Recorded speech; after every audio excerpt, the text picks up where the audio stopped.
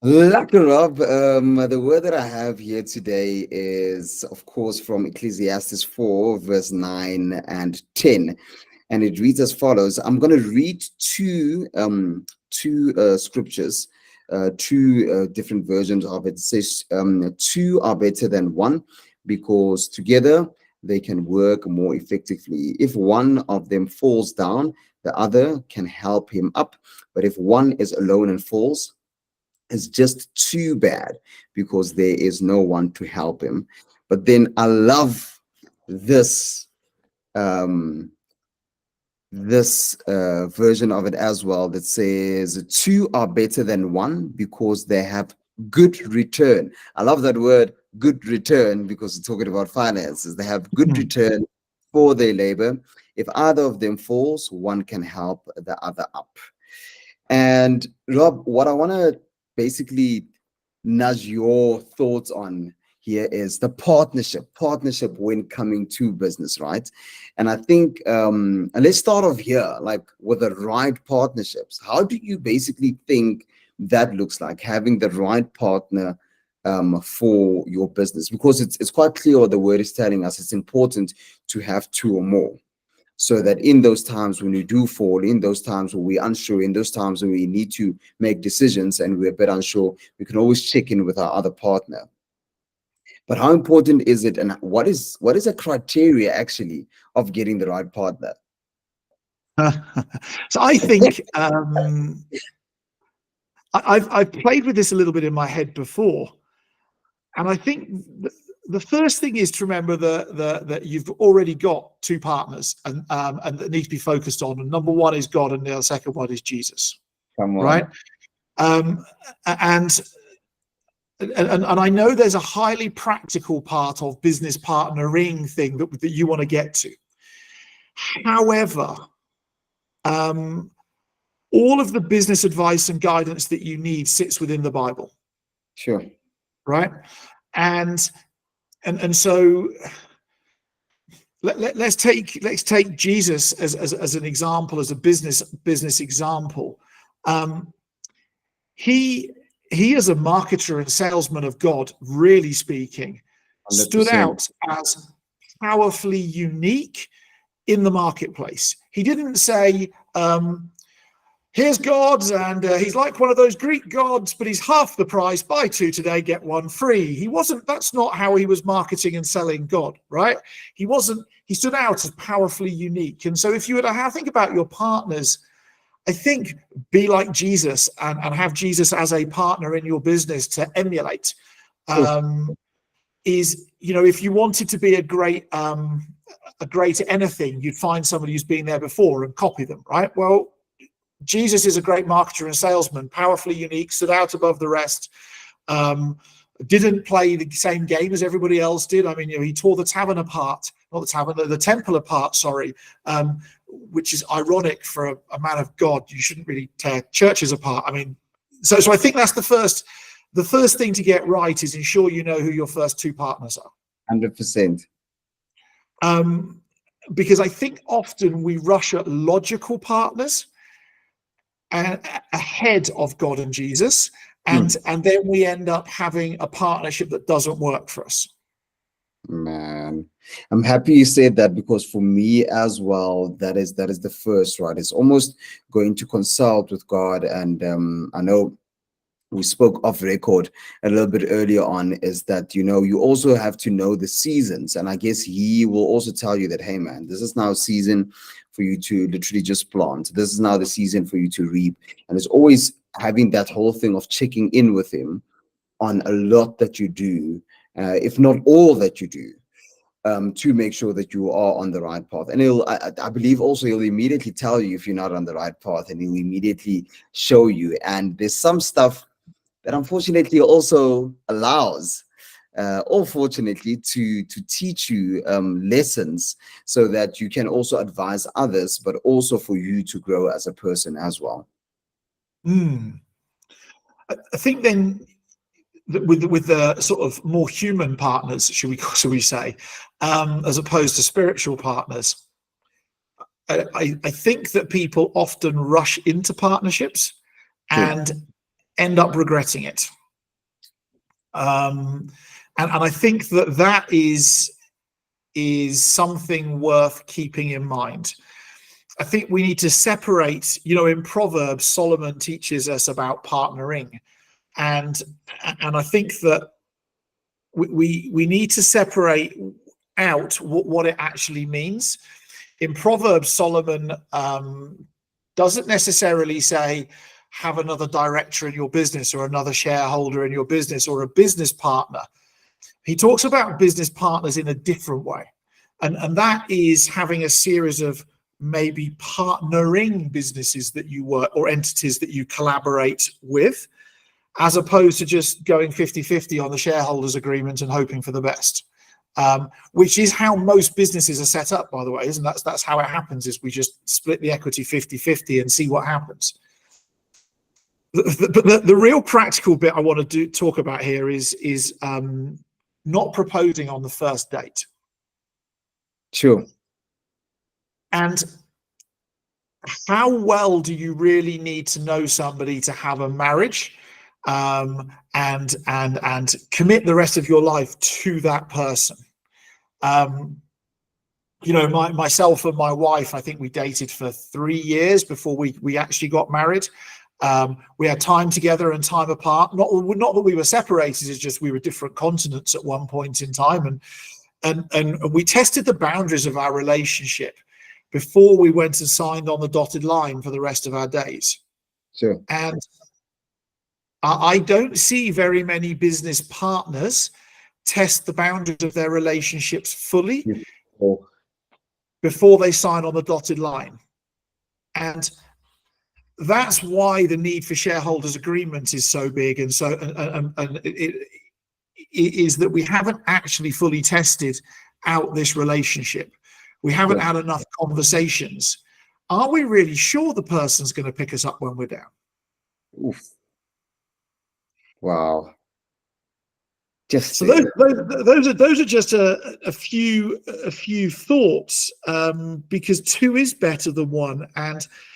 But equally here, does it really talk about partnering, or is it thinking about maybe employees?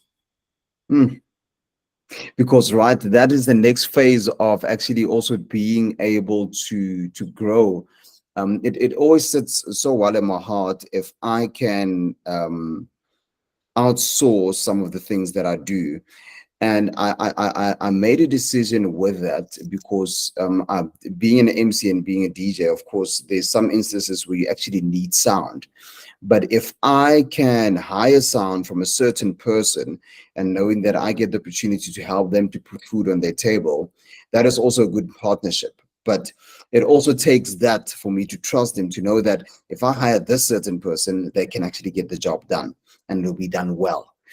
And I think that also speaks to diligence when it comes to partner seeking, is that we have to also, as you say, first seek Jesus to be our partner, and I think the rest will filter from that. I believe that it will then bring the right people in for you to employ the right people, for you to sign on the dotted line with the right people as well. I think in business ownership, and this is something I personally struggle with, I'll be honest about it, where I am now, and it's something I need to change, is I honestly think it's a race to employ as many profitable world-class employees as you possibly can. Now, I put the word profitable in there on purpose because I don't think it's a race just to employ as many people as possible. Like, they have to do something that produces tangible, profitable results. Yeah. Like, a lot of businesses are top heavy in people who aren't directly linked to sales, marketing, and delivering the product to the customer with excellence, right? There's a lot of other waste around businesses. The thing I struggle with is actually doing that for me. I had a big workforce once. I made it very time consuming, and I'm personally there. But a good workforce, well led, allows you to have a couple of bad weeks or a couple of bad months and your business to keep on going. Mm, 100%, because it's like the word says as well there, most probably they are then the part that when you fall, they pick you up. The bad That's it. months, bad weeks is most probably that falling part, but then they help you basically just carry through. A great test of that is, can you leave your business for a whole month and come back with it in a better place than where you left it? Ooh, sure. Right. So, earlier this year, I went to the Yukon River in Canada for a month. I turned my phone off for a month. And I came back and my business was in the same place that I left it. It was not really any better, not really any worse. I don't know what that says, but that's just the reality. But if you were to self-audit, many of us have aspirations to sell our businesses. Well, if you're a one-man band, you don't have much to sell because the business is all reliant on you. Yeah. And so the test of, is my business sellable to an investor, is, can I go away for a month and come back and the business is better than when I'm here? Because that then means that somebody can legitimately buy it. Yes. And for me, that's what that sings of. Isn't it interesting, though, how many of us are led when it comes to a career path? I mean, you're an MC and a DJ amongst the things that you do. That's very hard to replicate, right? We're often drawn to things that are eye-based. We become masters at it, and then we actually run into the brick wall that being a master at it isn't actually what is actually needed. Yep. I'm so happy you said that, because that most of the time gets me when I'm at a gig, for people asking, so I know we booked you till 12. How much would it be till 1 o'clock? And at that time was probably you over it. You're like, and I'm done.